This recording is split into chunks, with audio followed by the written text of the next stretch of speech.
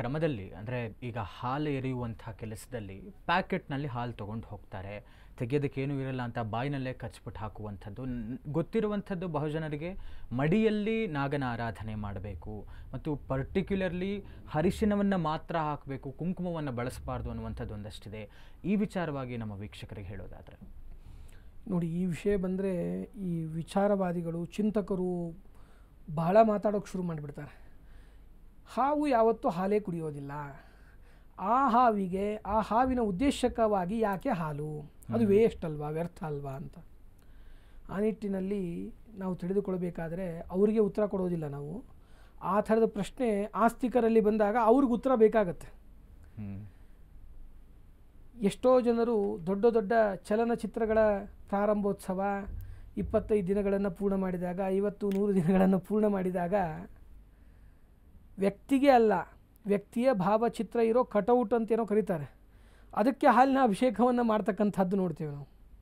ನಾಗನ ಆರಾಧನೆ ಮಾಡಿದರೆ ಒಬ್ಬ ವ್ಯಕ್ತಿ ಮ್ಯಾಕ್ಸಿಮಮ್ ಮಾಡಿದ ಅಂದರೆ, ಶಾಸ್ತ್ರ ತಿಳಿಸಿರ್ತಕ್ಕಂಥ ಕ್ರಮಗಳು ಒಂದು ಭಾಗದಲ್ಲಿದೆ, ಮ್ಯಾಕ್ಸಿಮಮ್ ಮಾಡಿದ ಅಂದರೆ 100-200 ಮಿಲಿ ಒಬ್ಬ ವ್ಯಕ್ತಿ ಹಾಲನ್ನು ಅಲ್ಲಿಗೆ ಸಮರ್ಪಣೆ ಮಾಡ್ತಾನೆ. ಇಲ್ಲಿ ನಾವು ಅರ್ಥ ಮಾಡಿಕೊಳ್ಬೇಕಾಗಿರೋದು ಏನು ಅಂತಂದರೆ, ಅವುಗಳ ಸಿಗ್ನಿಫಿಕೇಷನ್ಸನ್ನು ಮಾತ್ರ ಅರ್ಥ ಮಾಡಿಕೊಳ್ಬೇಕು ಸರಿಯಾಗಿ. ಅಂದರೆ ಕಲಿಯುಗದಲ್ಲಿ ಕ್ಷೀರ ಅಂತಕ್ಕಂಥದ್ದು ಅಮೃತಪ್ರಾಯವಾದದ್ದು, ಅಮೃತ ಸಮಾನವಾದದ್ದು, ವಿಷಬಾಧಾದಿಗಳನ್ನು ನಿವೃತ್ತಿ ಮಾಡ್ತಕ್ಕಂಥದ್ದು, ನಾಗನಿಂದ ಆಗುವ ವಿಷಬಾಧಾದಿಗಳು ನಮಗಾಗದೇ ಇರಲಿ ಎಂಬುದಾಗಿ ಕಲಿಯುಗದ ಅಮೃತಪ್ರಾಯವಾದಂತಹ ಕ್ಷೀರವನ್ನು ಅಲ್ಲಿಗೆ ನಿವೇದನೆ ಮಾಡ್ತಕ್ಕಂಥದ್ದು. ಅವುಗಳಿಗೆ ಒಂದು ಕ್ರಮ ಹೇಳಿದ್ದಾರೆ, ಆ ಕ್ರಮದಲ್ಲಿ ಮಾಡಬೇಕು. ಅದರಲ್ಲೂ ಕೂಡ ಈ ಪ್ರಶ್ನೆ ಕೇಳುವಾಗ ಒಂದು ವಿಶೇಷವಾದ ಪ್ರಶ್ನೆ ಕೇಳಿದರೆ, ಮಡಿ ಅನ್ನೋ ಶಬ್ದ, ಎಷ್ಟೋ ಜನ ಮಡಿ ಅಂದರೆ ಏನು ಅಂದ್ಕೊಂಡಿದ್ದಾರೆ ಗೊತ್ತಾ?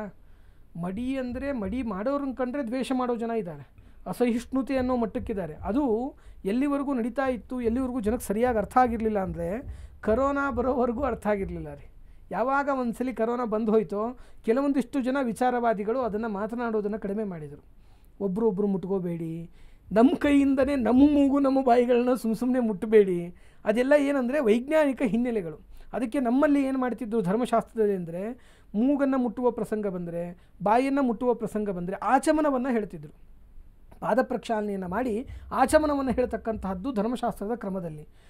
ಎಲ್ಲವನ್ನೂ ಕೂಡ ನಮ್ಮಲ್ಲಿ ದೇವರಿಗೆ ಉಪಯೋಗಿಸುವ ಪದಾರ್ಥಗಳನ್ನು ಏನು ಮಾಡ್ತಿದ್ವಿ ಅಂದರೆ, ಶಂಖದಲ್ಲಿ ಜಲವನ್ನು ಹಾಕಿ ಆ ಶಂಖದ ಜಲದಿಂದ ಪ್ರೋಕ್ಷಣೆ ಮಾಡಿ ಆ ಪದಾರ್ಥಗಳನ್ನು ಮಾತ್ರ ನಾವು ತೆಗೆದುಕೊಳ್ತಾ ಇದ್ವಿ.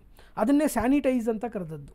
ಮಡಿ ಅಂದರೆ ಶುದ್ಧವಾಗಿರ್ತಕ್ಕಂಥದ್ದು, ಹೈಜೆನಿಕ್ ಆಗಿರ್ತಕ್ಕಂಥದ್ದು, ಕ್ಲೀನಾಗಿರ್ತಕ್ಕಂಥದ್ದು ಅಂತ ಮೊದಲು ಅರ್ಥ ಮಾಡಿಕೊಳ್ಳಿ ಸರಿಯಾಗಿ. ಅಷ್ಟು ಅರ್ಥ ಮಾಡಿಕೊಂಡ್ಬಿಟ್ರೆ ಮುಂದಿನ ಮಡಿ ಶಬ್ದದ ಅರ್ಥ ಮತ್ತೆ ನಾವು ಅರ್ಥ ಮಾಡಿಕೊಳ್ಳೋದಕ್ಕೆ ಸುಲಭ ಆಗ್ತದೆ. ಆ ನಿಟ್ಟಿನಲ್ಲಿ ಈ ಪ್ಲಾಸ್ಟಿಕ್ ಅನ್ನೋದು ಎಷ್ಟು ತೊಂದರೆ ಅನ್ನೋದನ್ನು ಎಲ್ಲರೂ ಎಲ್ಲ ಕಡೆಯಲ್ಲಿ ಹೇಳ್ತಿದ್ದಾರೆ. ಒಂದು ಪ್ಲಾಸ್ಟಿಕ್ ಬಾಟ್ಲಿಯಲ್ಲಿ ಒಬ್ಬ ವ್ಯಕ್ತಿ ನೀರು ಕುಡ್ದ ಅಂದರೆ ಅದರಲ್ಲಿ ಎಷ್ಟೋ ಮೈಕ್ರೋ ಪ್ಲಾಸ್ಟಿಕ್ ಕಣಗಳು ಮನುಷ್ಯನ ದೇಹವನ್ನು ಸೇರಿಸ್ಕೊಳ್ತಕ್ಕಂತಹ ಪ್ರಸಂಗಗಳು. ಅವನು ಜೀವನ ಪೂರ್ತಿ ಯಾವುದೇ ವಿಧವಾದ ದುಶ್ಚಟಗಳು ದುರಾಭ್ಯಾಸಗಳಿಗೆ ಒಳಗಾಗಿರಲ್ಲ, ಆದರೆ ಅವನು ಕ್ಯಾನ್ಸರ್ ಬರ್ತದೆ. ಅವನು ಯಾವತ್ತೂ ಮಾಡದೇ ಇರೋನು, ಅಂಥವ್ರಿಗೆ ಸಮಸ್ಯೆಗಳಾಗ್ತಾ ಇದೆ. ಕ್ಯಾನ್ಸರ್ ಅಂದರೆ ಕ್ಯಾನ್ಸರ್ ಒಂದೇ ಅಲ್ಲ, ಇನ್ನೂ ಅನೇಕ ರೋಗಗಳು ಬರ್ತದೆ. ಅದು ಯಾಕೆ ಹಾಗಾಗ್ತಿದೆ ಅಂತಂದರೆ, ನಮಗೆ ಗೊತ್ತಿದ್ದೋ ಗೊತ್ತಿಲ್ಲದೇನೋ ಯಾವುದೋ ವಿಧದಲ್ಲಿ ಪ್ಲಾಸ್ಟಿಕ್ ನಮ್ಮ ದೇಹವನ್ನು ಸುಲಭವಾಗಿ ಸೇರಿಕೊಳ್ತಾ ಇದೆ. ಆ ನಿಟ್ಟಿನಲ್ಲಿ ಎಲ್ಲರಲ್ಲೂ ಒಂದು ಮನವಿ ಮಾಡಿಕೊಳ್ತಕ್ಕಂಥದ್ದು ಏನಂದರೆ, ಹಾಲನ್ನು ಬಾಯಿಯಿಂದ, ಹಾಲಿನ ಪಾಕೆಟನ್ನು ಎಷ್ಟೋ ಕಡೆ ನಾವು ನೋಡಿರ್ತೀವಿ, ಜನ ನಮ್ಮ ವಾಹಿನಿಗಳ ಮುಖಾಂತರವಾಗಿ ತಿಳಿದುಕೊಂಡು ಅವುಗಳನ್ನು ಇಂಪ್ರೂವ್ ಮಾಡಿಕೊಳ್ಳಿ ಅನ್ನೋ ಉದ್ದೇಶದಿಂದ ಬಾಯಿಂದ ಕಟ್ ಮಾಡಿ ಪಾಕೆಟಿಂದ ಹಾಕ್ತಕ್ಕಂತಹ ಪ್ರಸಂಗಗಳು ಸರ್ವತಾ ಸೂಕ್ತವಾದದ್ದಲ್ಲ. ಅದನ್ನು ಕೈಯಿಂದ ಕತ್ತರೆ, ಚಾಕು ಮುಂತಾದ ಪದಾರ್ಥಗಳಿಂದ ಅಥವಾ ಕೈಯಿಂದ ಅದನ್ನು ಓಪನ್ ಮಾಡಿ ಅವುಗಳನ್ನ ಪಾತ್ರೆಗೆ ಹಾಕಿಕೊಂಡು, ಕಾಲೋಚಿತವಾದ ಪಾತ್ರೆಗಳು, ನಾವಿಲ್ಲಿ ಕುಳಿತುಕೊಂಡು ಯಾವುದೋ ಒಂದು ಪಾತ್ರೆ ಹೇಳೋದು, ಆ ಪಾತ್ರೆ ಸಿಕ್ಕಿಲ್ಲ ಅಂತ ಮತ್ತೆ ತೊಂದರೆ ಅನುಭವಿಸೋದು ಬೇಡ. ತಾಮ್ರ ಪಾತ್ರೆಯಲ್ಲಿ ಮಾತ್ರ ಹಾಕಬಾರ್ದು, ತಾಮ್ರವನ್ನು ಹೊರತುಪಡಿಸಿ ಇನ್ನು ಅನೇಕ ವಿಧವಾದ ಕಾಲೋಚಿತವಾದ ಪಾತ್ರೆಗಳಲ್ಲಿ ಆ ಕ್ಷೀರವನ್ನು ಹಾಕಿಕೊಂಡು ಅವುಗಳನ್ನು ನಿವೇದನೆ ಮಾಡಿ. ಊಟದಲ್ಲಿ ಉಪ್ಪಿನಕಾಯಿ ಇರಬೇಕು, ಅರಿಶಿಣ ಏರಿಸಬೇಕು, ಕುಂಕುಮ ಏರಿಸಲೇಬಾರ್ದು, ನಾಗನ ಹತ್ರನೇ ತೆಗೆದುಕೊಂಡು ಹೋಗಬಾರ್ದು ಅಂತಲ್ಲ, ಅರಿಶಿಣದ ಪ್ರಮಾಣ ಅತ್ಯಂತ ಹೆಚ್ಚಿಗೆ ಇರಬೇಕು ನಾಗಾರಾಧನೆಯಲ್ಲಿ ಅಂತಕ್ಕಂಥದ್ದು ಬಹಳ ಸೂಕ್ತವಾಗಿದ್ದು ಎಂಬುದಾಗಿ ನಾವು ಅರ್ಥ